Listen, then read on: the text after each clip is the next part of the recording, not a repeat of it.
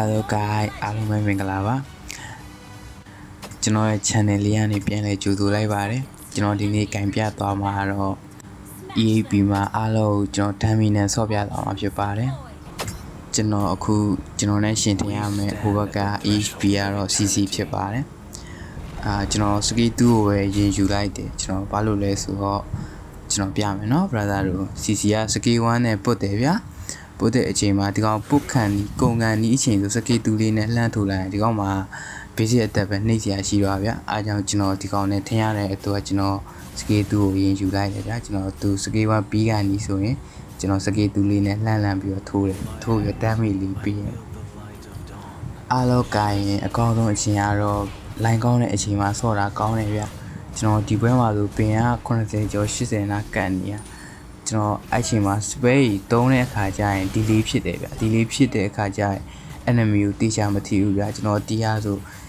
CC ကိုကျွန်တော်ဒီဘွဲမှာဆိုကျွန်တော် CC ကို early ပိုင်းအစောကြီးကကျွန်တော်တက်နိုင်အောင်ဗျအခုဆိုကြည့်လိုက်ကျွန်တော်တက်အဲ့ချိန်ကလေးကတက်နိုင်အောင်ဗျတီးလားကျွန်တော် spray က delay ဖြစ်နေတာနောက်ကျနေရတာဒီတစ်ခါနဲ့မဟုတ်နောက်တစ်ခါမှလည်းဒီကောင်မတီးတော့ဗျဘာလို့လဲဆိုတော့ကျွန်တော် line မကောင်းတော့ spray တွေကလုံးဝသုံးတာတွေကတိုင်းမကြောက်ဖြစ်နေအဲ့နာမှာကျွန်တော် scale 1ထိတင်တာဗျာတကယ်မထိတော့ဘူးเนาะဗျာအဲ့ဒါကြောင့်မို့လို့အားလုံး damage ဆော့မယ်ဆိုရင်တော့ကျွန်တော်တို့ပင်လေးနည်းနည်းကောင်းမဲ့အချိန်ဆော့တာကောင်းမဲ့ထင်တယ်ဗျအခုဆိုရင်တော့ကျွန်တော် CC ကိုကျွန်တော်တက်နိုင်လိုက်ပြီပေါ့နော်အားလုံးက RD ဘိုင်းမှာအရင်ကောင်းတယ်ဗျ damage ဆော့ရင်လေကိန်းမှာဆိုရင်တော့နည်းနည်းကြောင်ပြောတယ် RD ဘိုင်းမှာအံ့နိုင်မှာရမယ်ဗျအာလီဘိုင်မှာအံ့နိုင်ဘူးလေကင်းတီဆွဲသွားမယ်ဆိုရင် damage အဲ့လို damage ကအရင်တီးရတော့အသုံးမဝင်တော့ဘူးဗျကျွန်တော်က level 4 CC က level 3ဆိုတဲ့အခါကျတော့ကျွန်တော်ဒီကောင် AC တက်လို့ရတယ်ကျွန်တော်အဲ့မှာဒီကောင်အာလီဘိုင်မှာတစ်ခါတက်ထားတဲ့အခါကျတော့ကျွန်တော်ဘာမှတော့လုပ်စရာမလိုစကေ2နဲ့စကေ1နဲ့တွဲ3လိုက်အောင်နဲ့ CC ကတီးနေပြီကျွန်တော် CC တက်တော်တော်တာပါပြီဆိုတော့ကျွန်တော် CC တယောက်တည်းဆိုလုံးဝကြောက်ကြမှာဒီကောင်ကိုကျွန်တော်ကြိုက်လို့တက်လို့ရဒီကောင်ကျွန်တော်တော်ထမင်းသားရည်တော့ဆိုကျွန်တော် level 6ကို CC က level 3ပဲရှိသေးတယ် brother လို့စဉ်းစားကြည့်ကျွန်တော်အဲ့မှာကျွန်တော်6ရှိခွာတယ်ကျွန်တော်ခွာတယ်တော့ခွာပြီးရင်ကျွန်တော် cree လေးပြန်စားမယ်ကျွန်တော်6ရှိခွာပြီးတော့6ရှိခွာကိုရင်ကျွန်တော် cree လေးပြန်စားပြီး CC တခါထပ်လာတဲ့ခါကျရင်ကျွန်တော် CC ကိုကျွန်တော်တခါပြန်တက်မယ်လောတာဝါတဲ့အခါကျရင်ကိုကြိုက်လို့အားလုံး sorry ရပြီပေါ့နော်အာလီဘန်လေကိန်းတီတော့အကြာကြီးမသွားသေးချင်ဘူးညမိနစ်20ကျော်20ကျော်25မိနစ်လောက်ထိတော့မသွားသေးချင်ဘူးညအမှကျွန်တော် CC ကိုစောင့်နေ CC မလာသေးဘူးဒီကောင်မလာရဲ့သူ့ရဲ့တင်းကိုသူဘက်ကခေါ်နေရတင်တယ်ဟောလေသူတော်တော်တည်ရရဲ့အာလီဘန်မှာ3ခါတော့မှောက်တာသူလာတဲ့ခါကျရင် level ရတယ်ကျွန်တော်မကြောက်တော့ level 7နဲ့ level 4ဆိုတော့ကျွန်တော်ဖြည့်ကျွန်တော်နောက်ကထပ်တည် CC ကအာဒီဘိုင်းမှာလည်း၄ကတည်သွားတော့ကျွန်တော်အားလုံးရဖတ်ပြင်းနေ brother လုံးဝဟိုကောင်နေကအပေါ်လမ်းမှာပဲ run နေရဆိုတော့ကျွန်တော် CC လာတဲ့လမ်းကိုဖြတ်ဆောင်ပြီးတော့ဒီကောင်ထပ်လာတဲ့ခါကျွန်တော်ဖြတ်ပြီးတော့ထပ်တက်လိုက်ကျွန်တော် CC ကိုတက်ပြီးတဲ့ခါကျတော့ကျွန်တော် cree ကိုမဆောင်ဘဲနဲ့ကျွန်တော် link ကိုကျွန်တော်ဖြတ်ရှင်းတယ်ကျွန်တော် CC နောက်ကခါထပ်လာတဲ့ခါကျရင်ကျွန်တော်ထပ်ပြီးတော့တက်ရှင်းလို့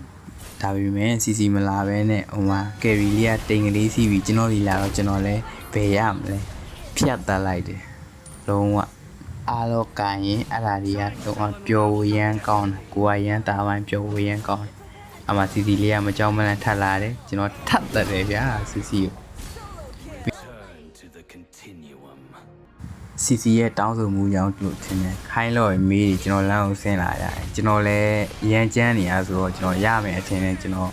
လောက်ကြည့်ရပါဘောเนาะဒါပေမဲ့ကျွန်တော်3កောင်ဆိုတော့ကျွန်တော်မရတော့ဗျလန်စီလောကလည်းအပေါ်မှာတော်တော်တက်တာတော့ဒီကောင်ဖတ်နေရဟိုဘက်ကလန်စီလောတစ်ကောင်ပဲဖတ်နေရလန်စီလောကျွန်တော်ကိုတက်သွားတယ်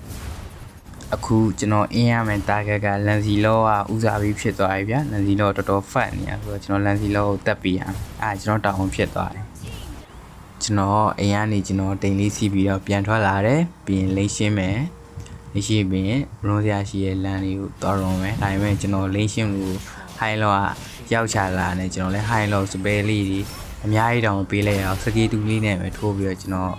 တားမှုနဲ့ပေါင်းပြီးတော့တက်လိုက်တယ်ပြီးရင်ကျွန်တော်လန်စီလောကိုခေးရမယ်လန်စီလောဟိုမှာတော်တော်ဖတ်နေအားနဲ့ကျွန်တော်အပေါ်လောက်တက်လာတယ်မစ်ခရီလေးကိုခဏရှင်းမယ် ပြီးရတယ်ကျွန်တော်အပေါ်ကိုသွားရတော့မယ်လန်စီလောကိုတက်ဖို့အတွက်ကျွန်တော် Mikri ကိုစားတယ်ပြင်သွားတယ်မ carry ကလုံးဝအိုက်ချုံထဲမှာပုံနေတာ carry ကိုရင်တက်မယ်ပြီးမှလန်စီလောကိုသွားခိမယ် carry ကိုတက်ရင်တော့အန်ဒီအောင်မလို့ပါ1 2နဲ့ကိုပြီးတယ်ကျွန်တော် carry ကိုတက်ရင်ပြီးရင်လန်စီလောမလန်စီလောတော်တော်ဆိုးနေတယ်လန်စီလောကိုကျွန်တော်ခဲပြီးတော့တက်လိုက်လွတ်သွားမှာဆိုရင်လိုင်းရလည်းအရင်မကောင်းဆိုဒီပွဲအတွက်ကကျွန်တော်လုပ်ပြရမယ့်တာဝန်တွေကိုကျွန်တော်အားလုံးလုပ်ပြီးလို့ကျွန်တော်ထင်တယ်ကျွန်တော် EV ကိုလည်းတော်တော်နှိမ်ပေးထားတယ် Maxima ကိုလည်းခေးထားတယ်ကျွန်တော် Hyper ကိုလည်းကျွန်တော်တက်ပေးထားတယ်အခုဆိုလည်းကျွန်တော် EV ကိုသွေးလျှော့နိုင်တယ်လို့လျှော့တယ်ကျွန်တော်တက်လို့မရကျွန်တော်ပြန်ထွက်လာခဲ့တယ်ဟိုဘက်ကနှစ်ကောင်ဆိုတော့ကျွန်တော်ထပ်ဝင်ကြည့်ဒီဟာကျွန်တော်တက်လို့ရတယ်ကျွန်တော်ဒီဘက်ကိုပြန်တက်လာမလို့ဟိုတော့ခရီလေးကိုစားလိုက်တယ်အားမြန်မာလိုပြီးပြန်ထွက်လာခဲ့တယ်အမေမရတော့ကျွန်တော်ရှော့သွားလန်စီလို့ကြောင်ပဲကျွန်တော်တခါထပ်တီးသွားပြီ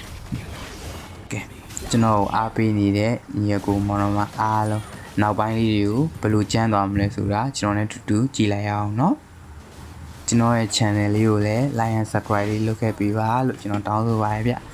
ကြည့်ရှုအားပေးသူတယောက်ချင်းစီတိုင်းကိုကျေးဇူးအများကြီးတင်ရပါ